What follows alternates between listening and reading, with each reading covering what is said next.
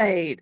Welcome to episode number 5 of Life Coaches Unfiltered with Doree, Michelle, and Desiree. And today we are talking about stress and anxiety. But before we get started, let's do a quick check-in. How are y'all this morning? Stressed, anxious. She says that I've got my what was it? My stress oils diffusing. So yes, It was let's talk about stress, baby. How are you? a it was a stressful weekend for us because we had storms come through, and I don't think any of us Yes. got sleep on Saturday night. Oh my gosh. Yeah, I stayed up until 2. I did stay up until 2 o'clock. I did. Really? With the weather app, just kind of like checking. Yes. And reading in like Facebook moms groups, they're like, yeah, make sure you get your emergency kit ready. And I'm kind of like, oh my God, what is that? So then I'm like, all right, let me get all my important documents together. So they literally put the fear of God in me, like, oh my God, this could be like crazy. Yeah. My husband's like out, my son is out, and I'm just the only one stressing. Yeah. That's actually a very good example, though, of how other people can feed into our stress and anxiety. Yes. I was fine until my mother was actually here, and I'm not blaming this on my mother, but she started back on Monday last week, stressing about Saturday because she heard it was coming. And I was kind of whatever, whatever, until she was here. And then, we had the news app up, and we're just constantly, and it just created like this extra. Again, she didn't create it, but everybody was kind of feeding into it, and it, Mhm. yeah. Those that energy and the mirror neurons are contagious.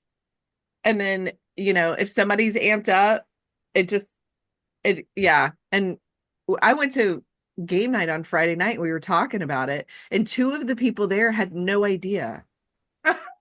And I was like, wait, you don't know a storm's coming tomorrow? And it's like high likelihood it's gonna spawn tornadoes. And they were like, yeah, what are you talking about? Of course it was the guys. Had no idea. I Anyway, I will say I'm normally the oblivious one too, though, because I have a managing my stress and anxiety is I don't watch the news. I don't, and that's kind of maybe a little controversial, but I know that I have people that will tell me when things are coming. So Right. it's kind of I live in a Dory bubble. it's your happy place. It's a happy place. I need a happy place. We all need a happy place. Yes, Hmm. we do. So we kind of got on this topic. We were going to talk about stress, and then in the last episode I plugged anxiety, and I was like, "Oh, great." And then it's like sometimes these things work out. So let's talk about the difference because a lot of, like sometimes you just stumble into success. Like apparently that's my life. I don't know. Uh, so, I mean, I'm not saying that I'm like super successful, but sometimes you stumble on a happenstance. So let's talk the different, like, because a lot of people use stress and anxiety interchangeably, right? Mm. And are they really the same thing? What are y'all's thoughts? I think that in my opinion, I think they're tied together, but I don't think they're necessarily the same thing. To me, it's stress is the compounding of things that feel like they're weighing down on you and you can't get anything done. Anxiety is when things spiral so far out that you feel like things are out of your control. So to me, there's a slight difference, and I think they often go hand in hand, but you can have one without the other. Does that make sense? Yeah. I kind of think that, I mean, I'm with you, Dory. I feel like they are very intertwined, and we can kind of like not be able to differentiate the difference. But I feel like stress is kind of like what happens in the external of what's going on around us and everything, and then the anxiety is what's happening internal. And people's like, well, yeah, that could be stress. It could be stress, but and so it's. I feel like it is quite hard to kind of determine which one's stress and which one's anxiety. I know for me, going through the whole perimenopause, so I'm suffering from all of them. Some of the time, not all of the time, but I think that the stress is the external, and then anxiety is what's happening internally. But yes, you can feel stressed, and then obviously that anxiety can cause issues Mhm. with whatever's going on in your body, and that's where you have to kind of really tune in and kind of work on that. I Yeah. like that. Desiree, what do you think? I agree. Like the stressors. So if you think of like stressors, like, things at your job that you don't really have control over, and then your anxiety is a response to that. So like your Mm. stressor could be like, our profits are down this year and blah, blah, blah, blah, blah. And then your anxiety is the internal, like, what if I lose my job? And then you spiral into this abyss of like, I remember my sister asking me at a really pivotal point in my life, she's like, what are you afraid of? I'm like, that I'm going to be bankrupt and homeless and blah, blah, blah, blah, blah. And she was like, this is absurd, Desi. And I was like, well, you asked me what I was worried about. So here it is, the Golden Corral buffet of my anxieties. It's lovely. Is that next to the mashed potatoes or the mac and cheese? It's just smothered in gravy, laced with anxiety. It's delicious. No, I don't know where I come up with these things, but yeah. So the anxiety is our internal, and the interesting thing is, I think that sometimes we can't control the external stressors, but we can Mhm. control, or I don't want to say control, but we can regulate our response of that anxiety. Yeah. Yeah. Yes, it's how we process it, and I think sometimes like certain things certain stressors going on around you can hit you in different ways at different times, in different parts of the day and daily. Like way I behave on something one day may be totally different the way I would react to it if it happened to me, let's say tomorrow. It's a very interesting thing on how we react to the different things going on around us. Mm. So, And like, do you then, have oh, I was gonna ask Doree for an example. I'm sorry. And then that's Michelle. okay. Give the example, Dory. Give the example. Okay, so like let's just say perhaps maybe something happens on a certain day that someone says something to you that I'm gonna give an example. Okay, so we used my husband and I used to label things by certain events in certain years. And so we had what's called the grits incident in 2018. And in the grits incident of 2018, I had made my stepdaughter these grits, and I mean like homemade, and like really put a lot of love in them, but accidentally put a lot of salt in them as well. Like a big clump fell in, and I thought, no, not a big deal. And so she's eating them.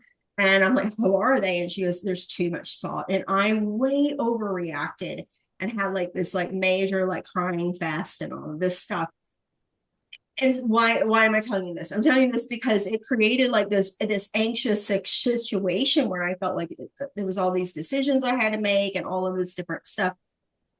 If it would have been the next day or the day before, I may not have been like reacted the same way. I was in like the tension in my body was already up. I had already anticipated so many things that day. I want to say I probably was dieting that day, which creates a whole different situation if you're dieting and restricting your food intake, and if your sleep is off, if you've had like different other things going on, and it you can react so differently. So if it would have happened maybe the day before and she said, oh, they're too salty, I would have probably laughed and went, oh my gosh, I would have thought of something clever. I can't think of anything clever right now, but I would have thought of something funny and clever to say. But instead that day, it hit me differently and I reacted differently. And, I think we get ourselves into a lot of like trouble sometimes because we react a certain way that we later go back and go, oh my gosh, I wish I would never behave that way. And it's because of, there's just so many different factors that go into how we react to things. But yeah, so that's kind of it. The grid incident of 2018 is something that I was like reference to myself when I think about how I can react differently and can I do things, take a pause and all of those different things. But it comes with stress, and I was stressed out. I was a very, very stressed and hangry person. And so it just created like this, I lost a I lot of the year. I understand the hangry Not a moment. good year for probably my entire family because I was very hangry. Mhm. Michelle, what did you have to say before I rudely interrupted you? Oh no, that's all right. So I was gonna say some of the people in your lives can give you anxiety too. And you have to be kind of cognizant of who those people are. If you feel like you're starting to kind of get red and like your heart, I mean, we could say, I mean, again, it could be the stress. This is where they all kind of intertwine. Like, when you're listening to a friend or, a family member and they're just constantly giving you the negative energy and then they're telling you about their situation and you kind of take on that emotion and you feel very anxious. You have to be aware of that because I have family members who do that and I don't talk to them that often because I don't need it. So I kind of feel that, you know, the people that you surround yourself with can also create some stress depending on what their external factors are and can cause that anxiety because of, you take it on and then you Mhm. just don't know how to kind of get rid of it. And then that just kind of manifests itself and it's not cool. Not cool at all. So you know, I would say just be aware of the people that you kind of hang around with and what your energy levels are like. And if they're creating that anxiety, then there may be some people that you have to let go or see less often or talk to less often. Create a diet of the people that you're hanging around. Yes. Yes, Totally. indeed. Yeah, that stuff can be yeah, people can cause you stress, like it can be stressful stressors in your life. Yes, they And can. then that's where boundaries can come in, right? Oh, yes. Which is not Boundaries. not necessarily. It could be a fun topic. Who We could knows? go on, and that could be a whole topic on its own, I was boundaries. about to say we've mentioned it quite a few times. Probably, I'm sure there probably be a lot of people that like to hear us talk about that actually, about Oh, creating. totally. Yeah. So what do you Totally. think? What's your example, Desiree? Oh God. Okay. When I was going through like my mom, it was the end of her life and just I think I've told this story before, maybe on the show. Um, God, that sounds so weird. Like we have a show? Like what is this? Uh, the garbage disposal incident of 20, probably was probably 2019. And I don't, have y'all heard this before where my No. garbage disposal broke and I just could not handle it just because there was just so much crap on my plate. So I was dating somebody at the time and he was at the house and I was like, well, the garbage disposal is broken. And and he was like, well, what do you want to do about it? And I was like, I need to go sit on the couch and cry for a minute. And I just went and sat on the couch and I cried. And I was like, I can't handle this. It was I mean, come on, people. And so, like, really? But it was so much crap on my plate at that moment. I was like, I don't have time for this. I've got to be back in Louisiana in like 2 days. I don't have the capacity to handle it. And so that was a stress on me that just, it's like when your cup is full and somebody drops in an Alka-Seltzer tablet, you're gonna bubble over, right? And Alka-Seltzer. my dad loved Alka-Seltzer. That stuff is nasty. Like, what the hell, man? If he was alive today, I'd be like, that's probably what killed you, buddy. Um, all the damn Alka-Seltzer. He also loved BC powder because it would Mm, act so fast. It's like it was like ground up aspirin. horrible. He, Horrible. but he was like, it's terrible, but it'll get rid of your headache in 5 minutes. I was like, okay, maybe I should try that. It does get the Um, job done. apparently Tylenol has a fast acting tablet. I don't know what it's supposed to be as I don't whatever. Sidebar. Um, but yeah, the garbage disposal incident was a time where I just couldn't, I could not deal. And so I'm sitting on the couch, and sometimes you just need to disconnect, right? Because last night I was having this conversation about like when your best thinking happens, and the person I was talking to was like, yeah, I have great ideas in the shower. I was like, oh yeah, there's a whole, like, Wendy talks about that. Do you have your best ideas when you're driving, when you're trying to, in the middle of the night, or in the shower, right? And she asked us that in every class she teaches. And and so I was like, there's science behind that. Let me explain it to you.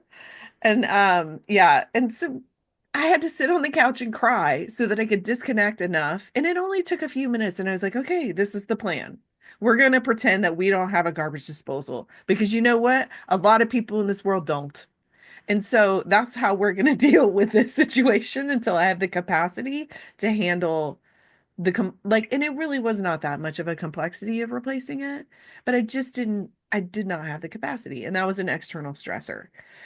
And in hindsight, it didn't really cause all that much anxiety because my life was such a circus anyway, that I just didn't have room for it. And that was kind of a good coping mechanism.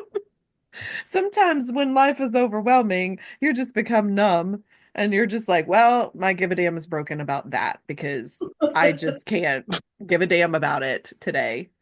Um, but yeah, so that was a coping with stress that did not turn into anxiety, but yeah. I mean, I like, it's oh, go what? ahead.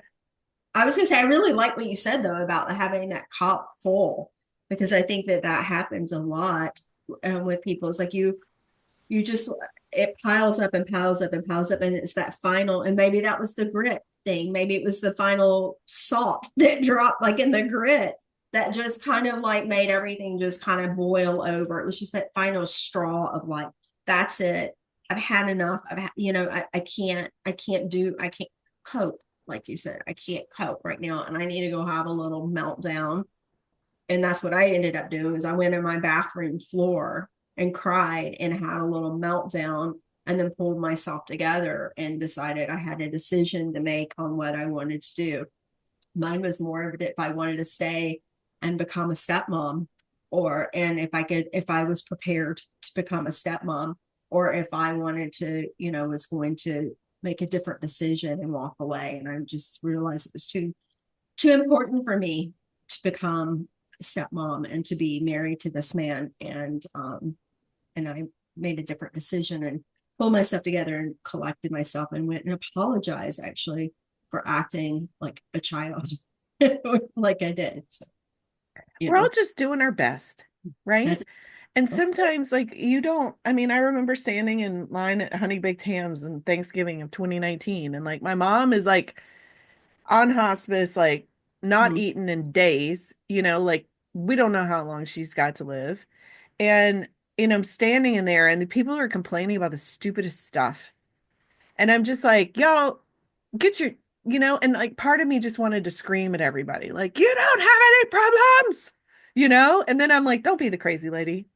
And then I get, and then I get to my car, and I get this horrible voicemail, because it was just, I'm not going to go into details, but it was like, we sent off this blood sample for my mom, and like we're trying to get it analyzed, and the person that did the blood draw forgot to label the thing. And so they were like, we're going to discard the sample, and we need her to get new blood. And I'm like, she's going to be Oh. dead by the time that, like I was like, this can't happen. Right.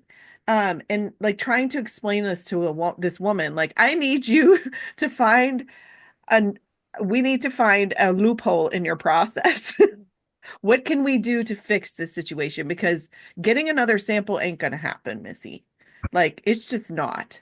And so, I'm dealing with these really big things, and the people in Honey Baked Ham are complaining about the line. And I'm like, get your sweet potatoes and move on. Let's go. Like, it's so kind of bizarre to walk through the world when you've got something giant going on, and Hmm. to see the crap that people are getting upset about. And then I'm like, well, I don't know what they're dealing with, right? Maybe the sweet potatoes is a good distraction for them right now. That's The it. green bean casserole not being seasoned enough, or whatever they're complaining about. But I just remember sometimes walking through the world and feeling like an alien, because I was like, I'm half not here. And I think that's a survival thing too, right? It keeps us from sinking into the depths of despair. Yeah. I love that too about, it's we don't know what's going on with other people. And you're right. We don't know how other people cope with what's going on in their world around them as well. We often assume that people are going to behave exactly the way that we would behave or the way that we would react to certain situations. And we actually allow that to create more stress and anxiety for ourselves as well, because I look at like the way someone behaves and I'm like, I'm not controlling the way that they're behaving and I can't like, or they're, and because I would expect everyone to interact the way that I interact. And that's just not the case. Michelle, do you have anything to add? I mean, I, I know I've suffered from stress a lot and gotten ill from it, and it just doesn't feel great. And I don't know, I also feel that maybe I'm going off topic here. I feel that women, especially, like we keep in a lot of things. We keep in, and that is not good for us. And we just, again, are in that fight or flight motion. And that can be stress, and that can also be the anxiety. And we have to really understand this because it's gonna mess you up. Somehow, somewhere, it's gonna mess you up. And it shouldn't have to get to that position where again, it was a stomach ulcer for me of when I had to really take stock of my life and be like, all right, I got this lovely acid sitting in my stomach because I'm getting stressed out at work or I'm working too much and not taking a break and then neglecting myself and doing this and doing that. And it was stress. Mhm. Now I'm not saying a little bit of stress isn't good, but being constantly stressed and then having those anxiety levels really, really high, it can do a lot of damage. It It's really a can. silent killer. It really is a It, silent killer. it's it really, and again, to the fact that, stomach ulcer, I really had to assess, my diet, whether I was exercising, what I was doing, making sure I take that self-care. And now, and sometimes I'll check myself even now, like if I'm doing too much, I'm like, all right, Michelle, you got to slow down. You got to slow down. But there are people that are just constantly on that, wheel, and it's just not good. But people's like, oh yeah, I can cope, I can cope, I can cope. And then it's just like your nervous system is going to be shot. Mhm.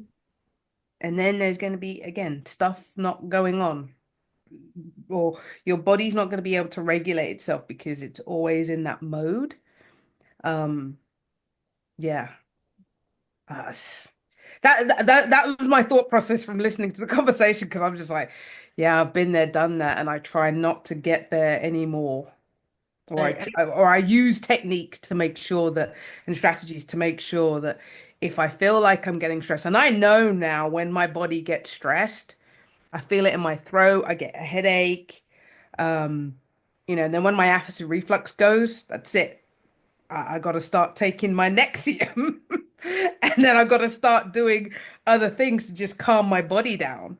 But I just know I'm very cognizant now of what's happening.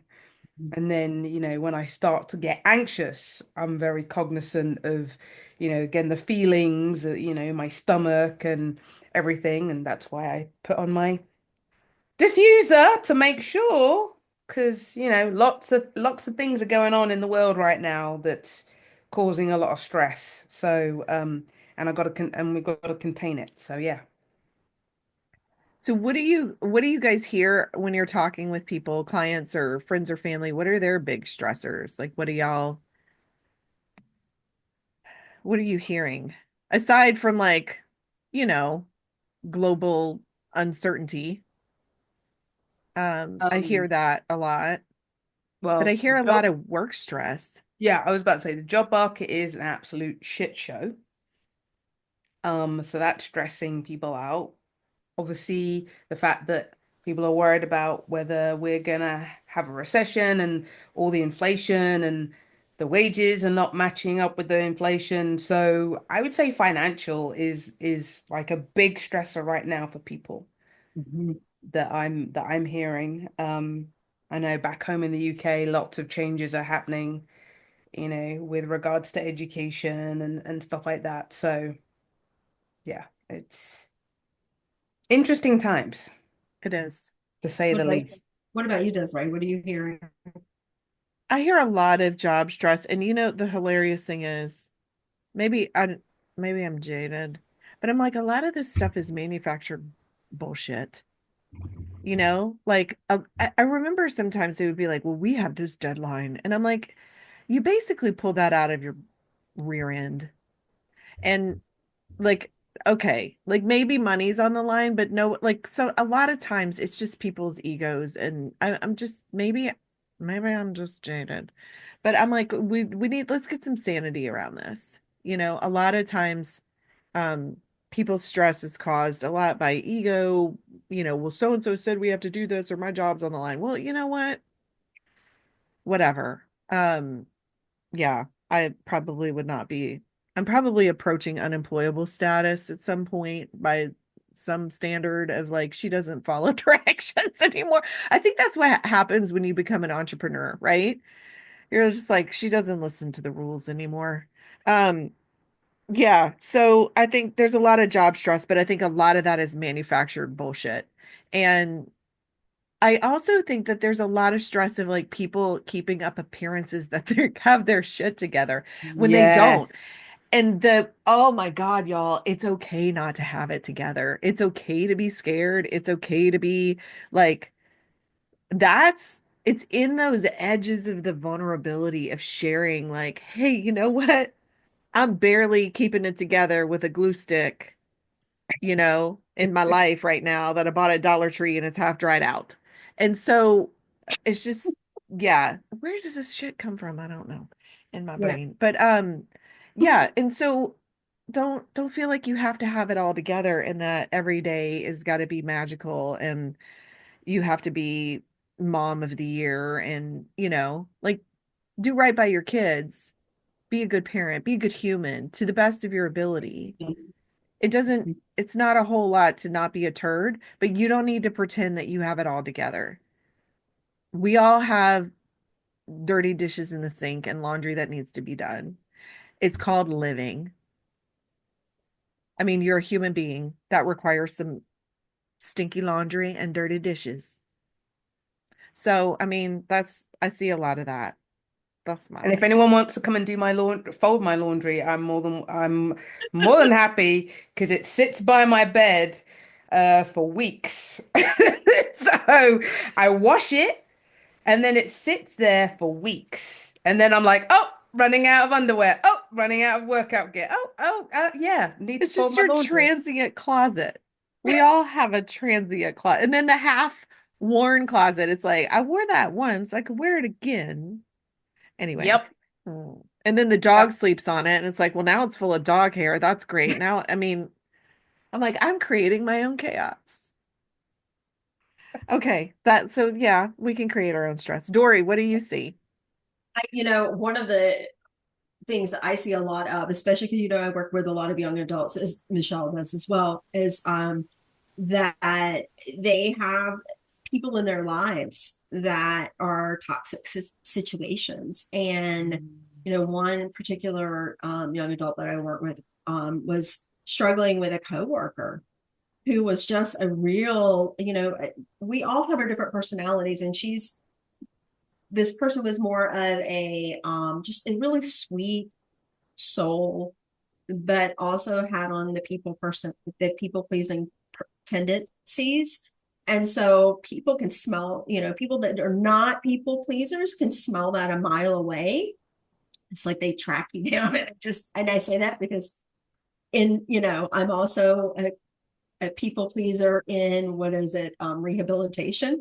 And when you're not that way, people like are attracted to you because they know they're going to be able to get something out of you, and they're going to be able to take and take and take and take. And so helping her to develop tools to be able to just kind of learn to kind of separate. And what I found is that when you start to kind of release some of those own attachments yourself, just being able to just kind of let go, just kind of drifts away. So that was one of the big things was, it can come in the relationship with coworkers, family members, which is a tough one. Michelle was talking about people that cause you stress. It's a family member, sometimes learning how to do small doses and being able to just kind of keep that distance just enough. And sometimes, even if it's a family member, it's a matter of just even saying, you know what, I just can't. I can't. And I have my own opinions about blood versus soul, and how, we can be soul siblings and family versus blood family. And that, sometimes blood family is just blood family. It's just, you share the same DNA, and it doesn't mean that you have to be connected. Yeah. Sometimes our healthiest relationships can come from outside of our DNA relatives. Mm-hmm. Yeah. Which can in turn help us have better relationships, because it can teach us skills of like, this is what healthy boundaries look like. But one thing that I love that I learned in like about being a people pleaser is that and or boundaries is when you have a no, like a solid no of like, no, that's a boundary for me, or no, I don't want to do that for you, or I'm not going to do that in a people pleasing tendency. When you do say yes, people trust your yes. I like that. And I was like, oh, I never thought about that. It does speak to that authenticity, right? That people can kind of smell it. But yeah, I mean, when you have a hard no and then you say yes, people know you mean it. Yeah. And I kind of love that, because authenticity is like one of my big things. That's kind of one of my core values. I love that too, because sometimes people pleasing, people consider you wishy-washy, and can be, just not taken very seriously, because you're so kind of go with whatever the popular vote is that day. And I mean, that increases your stress, because then you're at the whims of everybody else. That's right. And you're doing things that, and I know being again, a people pleaser in rehabilitation, that it also, because it creates turmoil in yourself when you're doing something that you don't want to do, and you're like, I do not want to go to that birthday party, I do not want to go, and you go, and you're inside, and you're like, you're mad at yourself, and you're putting yourself down, and you're like, you're just not even, that is so much stress on yourself when you're doing something that you don't want to do. Yep, that resentfulness is real. And I used to stuff it, and then it would explode, and people were like, where the hell did that come from? That's what always happens, though. It always happens. We'll please and please and please, and then you'll be like, for the love of Christ. And then it just goes. And then that pressure cooker just like pop, and everyone's like, what's up with her? Like, where did this come from? She's not normally like this. Yes. Yes. I thought of a can of biscuits just now when you said that. Yeah. Oh my God.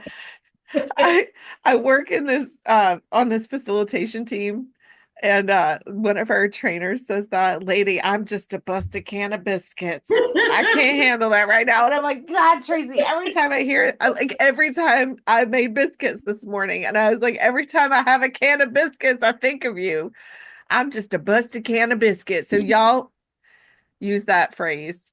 Thanks to Tracy. That. Yeah. I will not be using that. I will use the pressure cooker. but because I had to like realize, I was like, can of biscuits. I'm like, not the can of biscuits that you have, Michelle, because biscuits. Yeah, biscuits are cookies, so I right? had to remember. Oh, they're talking about the fluffy biscuits and that, and the whatever, the pastry thing, and you crack it open and then it pops. That was in my brain right now. I was just like, what are they talking about? And then I had that moment. Crappy So there American needs to be a translation going on here. This is the crappy American food. Have y'all heard the story about the lady who the biscuits exploded when she got in the grocery store from her car. And this might be an urban legend. It may not be true. And she thought somebody shot her in the head because the biscuits like flew and hit her. And she was like, I'm holding my brains in. And it was really just a can of biscuits. No way. Yeah. Anyway, I don't know if it's true. It might be an urban myth, but us Americans and our weird food, processed food. That's funny. Yeah.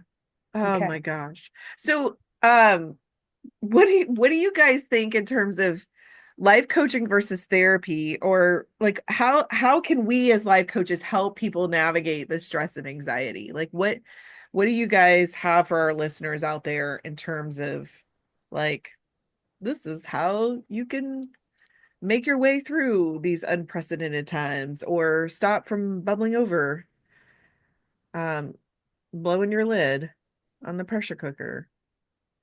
Why don't you go first, Desiree? We always go. Um, You go first. yeah, like you ask all the questions and you get to think about your answer, and that's not fair. Um, I totally get it. I think the thing that first of all is the awareness. Like you brought that up, Michelle, is huge. Like Mhm. if we're always living life with the pedal to the metal, you can't know when you're reaching your limit, right? So that awareness is huge. And then the other thing is this like the coping mechanisms of like my nervous system is so having that awareness of my nervous system is activated. How do I calm myself down? How do I back down? How do I how do I chuck it in the fuck it bucket? Have y'all ever heard that? I did. Yes. You chuck it in the F it bucket and then you just let it go. Like the garbage disposal, right? Like I didn't have time. So that issue got to sit in the fuck it bucket for a while. Yeah. Because it just had to marinate in there until I had time to. So, that's how you can control those outside stressors, but that internal anxiety, nervous system regulation techniques. So, my favorite is positive intelligence, learning how to do PQ reps. Um, and, having the ability to intercept when it's happening and be like, I'm going to do that. Um, yeah, it's that stuff was life changing for me because it gave me a tool to use all the time and I could do it anywhere. And I started to pay attention. I started to recognize when things were going off the rails much more quickly. Yeah, I would say the same thing about using the PQ reps, because you can do them anywhere. Um, it's so funny because I'm seeing a chiropractor who does a little bit of Chinese medicine as well. And she's just like, what are the technique, what do you want some more tools and techniques? I was like, sure.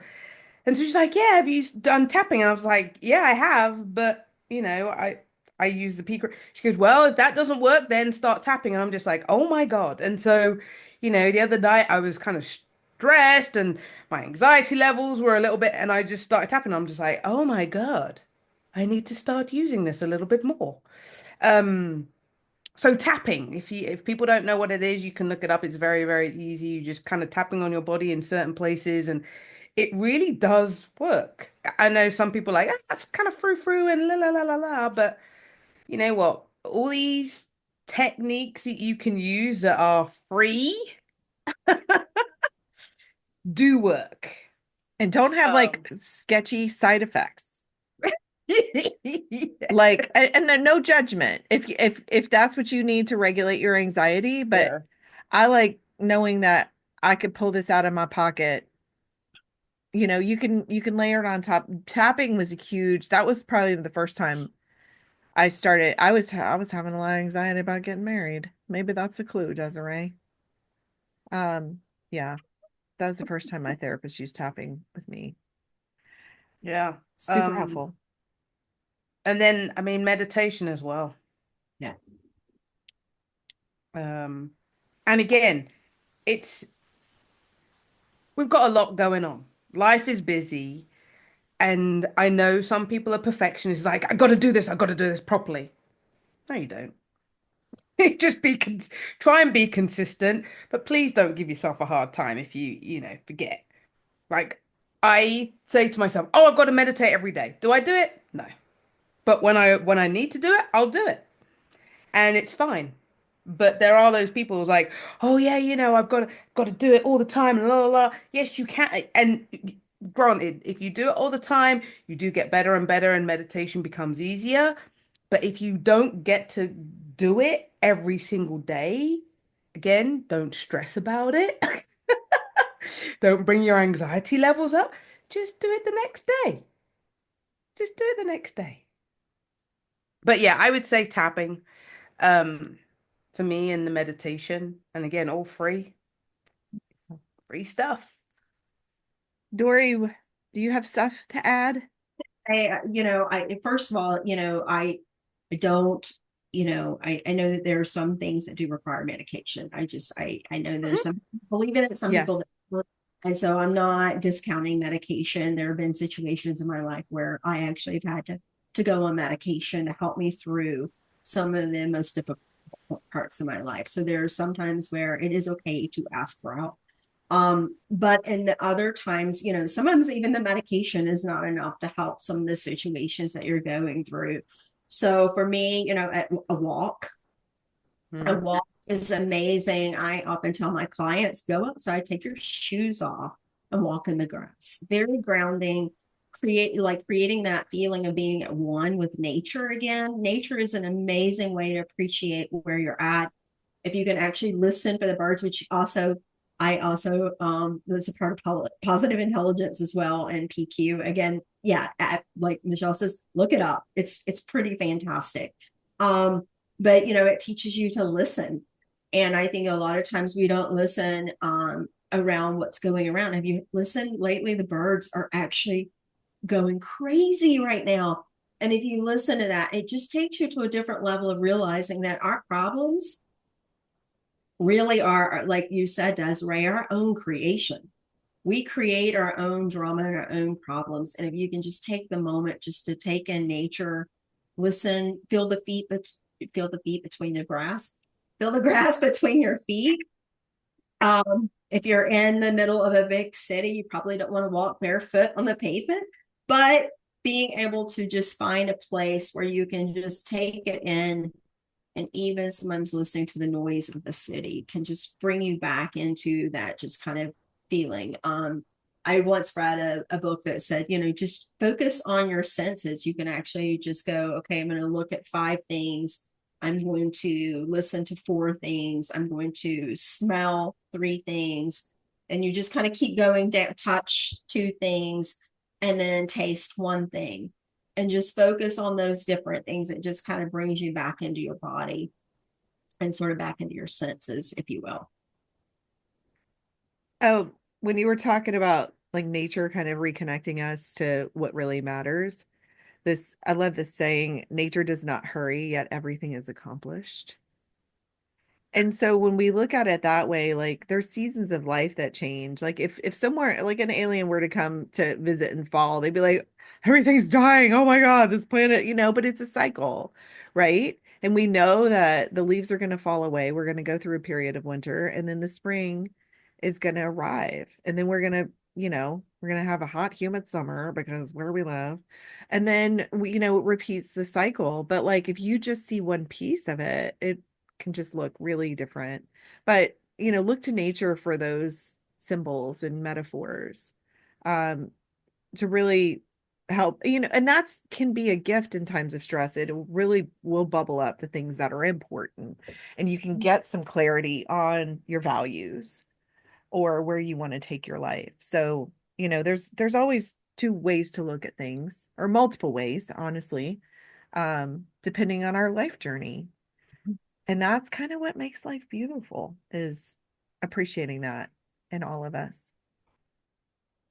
So now it's time for the uncomfortable question of the week, or the coach's confession. Oh, the choices. Michelle's like making faces over there. I'm like, what is Desiree got in store for us today? I'm like, oh my God. My little friend Chatty Gaddy. Do we secretly enjoy stress because it makes us feel important and productive? Oh, I mean, really, like I kind of touched on what I feel about some of the manufactured stress that I see in people's lives. So, I mean, it's pretty obvious where I stand on that issue. We talked a little bit about it, but does it make you feel important when you have this giant to-do list and you're like, I'm so stressed, I'm so busy? Talking about ourselves when we talk about like just other people, but I think we as a society where stress is a badge of honor. I think we've talked about this before that we put it, and I think as a society we have a certain level of stress. We just become norm. It's we're used to it. Um, I've said before too, like we create our body becomes addicted to Joe Dispenza, I love, says we're addicted to our own chemicals. And so we've created this sense of cortisol levels and all adrenaline and all these different things in our systems that our body, when we don't have it, puts cues in and thoughts in to create more drama and more things so that we get that hit, if you will. So it's not necessarily a dopamine hit, it's like a hit of cortisol, it's a hit of all those different things. So yes, I think that we become addicted to our own stress levels, and then we also as a society look at it as I'm so stressed, that it means we've got so much going on that it becomes like an importance, and that we can handle. I got it, until we don't got it. And and then everything seems to, you know so yes, in my own life, I have absolutely been addicted to stress. I wore it as a badge of honor. I used to brag about when I worked in corporate, at a job where I worked 80 hours, no joke, 80 hours a week. And I wore it as a badge of honor that I was a hard worker, that I was successful, which is, I was successful and I was going above and beyond what everybody had expected that I would ever be able to do in my life. And so I wore that as a badge of honor. And I took pride in the fact that I was stressed out because I had it going on. And inside, I didn't have it going on. It was the mask, like you said, I guess. Yeah, totally. I would tend to agree that people secretly enjoy stress. Um, I'll say it from a different cultural perspective. Coming from the UK to the US, I'm kind of like, why is everyone like running around with their heads cut off all the time? Why do people not take breaks and rest and digest and stuff like that? And then obviously because now I'm immersed in the US culture, it's kind of like now I do it. And sometimes I have to kind of say, you know what, Michelle, what are you doing? No. And I don't understand why we've gotten so busy and why is busy so cool and why is it so important to be so friggin' busy that you can't return phone calls or you can't return texts or you can't do this or I'm too busy to look at my own growth of my own self and that's just sad. It's very sad. Ain't no one, I mean, yes, there's probably some stress in Europe or whatever, but I take my vacations. Like when people's like, "Yeah, I don't take vacation." I'm like, "What is wrong with you?" Like a company gives you time to take time off so you can relax. Why are you not doing it? Oh, because I like, enjoy working. So what, you just kind of live to work? Because I sure as hell don't. I sure as hell do not live to work. So it was a big mind shift of why people have to be on the wheel. And I'm like, when I was living in the UK, I was a teacher at the time. I would go to school, I would do my after school clubs, and I'd come home and I'd be fine. I wouldn't be stressed out. Maybe just stressed out the fact that I didn't have a lot of money as a teacher, but that's another conversation. But I didn't feel stressed out about what was going on constantly. And then, immersing myself in this culture, I'm just like, oh, this is not cool. And then suffering from the ulcer, I'm just like, oh yeah, no, this is not good. Can't do that. So. I do feel that people have to live on stress levels, and it's not cool. And when you said 80 hours, Dory, I was just like, what else were you doing? I'm Like, like, 80 hours, that's craziness. like how do you have time to feed Craziness. yourself, right? And then you're making crappy food choices and you're certainly not having Exactly. time to exercise or take care of No yourself. time to exercise. And then Absolutely. did you take your vacation?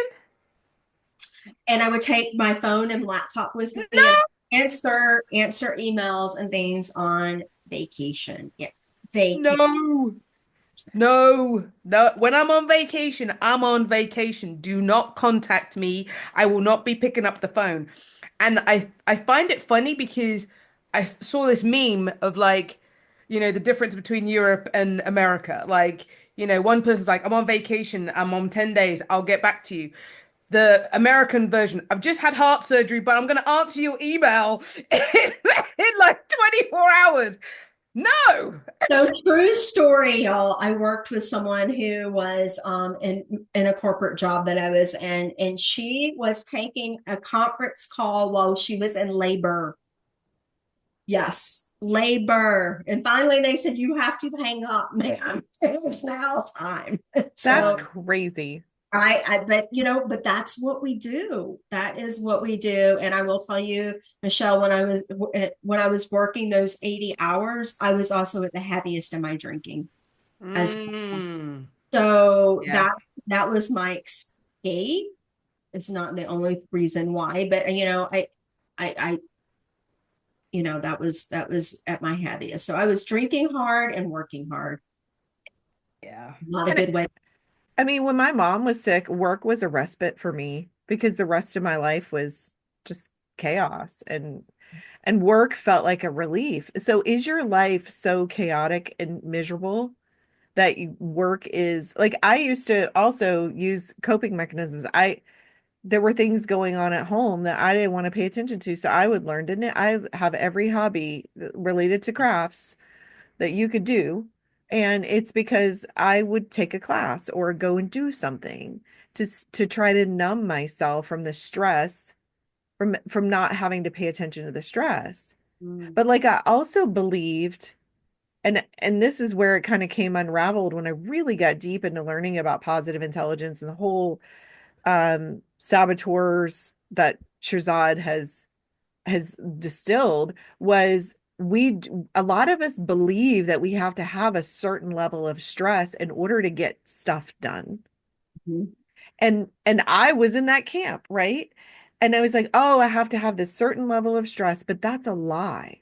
We need to be pulled in the direction of doing the things that we want to do and that we value instead of being pushed by the stress, Mhm. right? And it's subtle, but it's powerful. And so, yeah, like if you feel like I need to have this amount of stress in my life or I wouldn't get things done, I'm going to ask you to revisit that thought. And where does that come from? I love that. Because I was the poster child for that. Yeah. And so how can we be pulled into passion and direction and what we need to do for ourselves versus feeling like we're being pushed from Mhm. outside. I love that. It's like taking control of your own life instead Yeah. of your life taking control of you. And Ah, yeah. All right. Well, with that, we're going to go ahead and wrap, and I'll plug the next episode. So, we're going to do a series where we each take an episode and focus on interviewing. Two of us are going to interview the other person. So, Michelle gets to be interviewed by me and Doree on the next episode. We promise it's going to be fun and we'll be nice, Michelle. I can't wait to hear more about how you ended up in coaching, what you're passionate about, how you approach working with clients. So we're going to cover all of that. Think I was voluntold. Yes. I just want the listeners to know I was voluntold that I was going first. So yeah. Well, thank you for being voluntold, accepting the voluntold position. Um, it's been such a delight to get to know y'all and to have this project together. And yeah, I'm looking forward to diving in a little deeper uh and letting us talk a little bit about how we ended up in this sphere and how we work with clients. So we'll be chatting on that in episode 6. And in the meantime, please like, subscribe. If you're on YouTube, we'd love you to subscribe to our channel. Go ahead and subscribe to our podcast in whatever feed your podcast player you're listening to us on. Go ahead and leave us a review, or you can also submit questions. There is a link to a beautiful form that Michelle created for us. If you have questions or feedback on the show, it's in our show notes. And you can also connect with each of us individually if you're interested in coaching or chatting with us about our services. And that's all in the show notes. And we will see you guys in 2 weeks. Bye. Bye.